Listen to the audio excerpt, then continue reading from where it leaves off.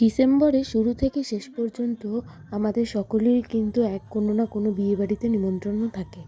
তো আর আজ আমাদের নিমন্ত্রণ ছিল একটা বৌভাতের, যেটা নাকি দিনহাটারই একটা ছোট্ট গ্রাম শোলমারি। তো এটা অনেকটাই ভেতরে ছিল বাড়িটা। তো আমরা খুঁজতে খুঁজতে পেয়েও গেছি। এটা অবশ্য আমার শ্বশুরের ভাইয়ের ছেলের বৌভাত। তো যার জন্য আমি ছেলেকে নিয়ে আর দেওরদেরকে নিয়ে গেছিলাম। তো আমি ভেতরে ঢুকে কিন্তু গিফটটা দিয়ে ভাবলাম কারো সঙ্গে তো ঠিকমতো পরিচয় নেই, যাই খাওয়া দাওয়াটাই সেরে নিই। তো খেতে গিয়ে দেখলাম এত ভিড়, আর সবাই একদম বুক করে নিয়েছে, এখনই বসলো। তো আবার ঘুরে আসলাম, ঘুরে এসে বসলাম একটু বাড়িতে। তো বসে অপেক্ষা করছি যে কখন আবার বসতে পারবো। তো এইবার চলো যাওয়া যাক, ফাইনালি এই ব্যাচটা শেষ।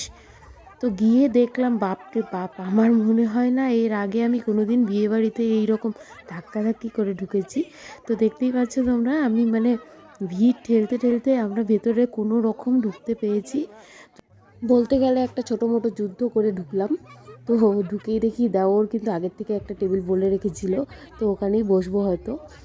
যাই হোক, ঢোকা যাক ভেতরে। তো ঢুকেই দেখলাম এমন পরিস্থিতি, মানুষের খাওয়া অর্ধেকটা শেষই হয়নি। সেখানে দাঁড়িয়ে থাকা খাবার দেখেই অর্ধেকটা পেট কিন্তু এমনিতেই ভরে যায়।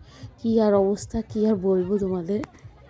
আগের ব্যাচে খাওয়া শেষ না হতে তার ওখানে দাঁড়িয়ে থাকা কী যে বিরক্তিকর। যারা দাঁড়িয়েছিলে তারা হয়তো জানো।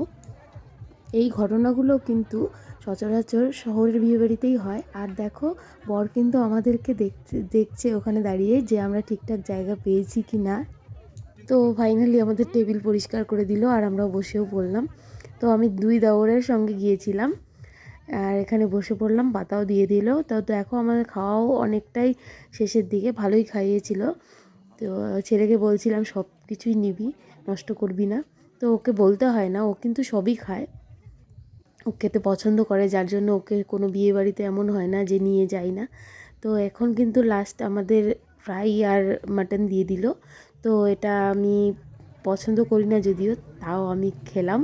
আর তারপরে দিয়ে দিল চাটনি আর পাঁপড়।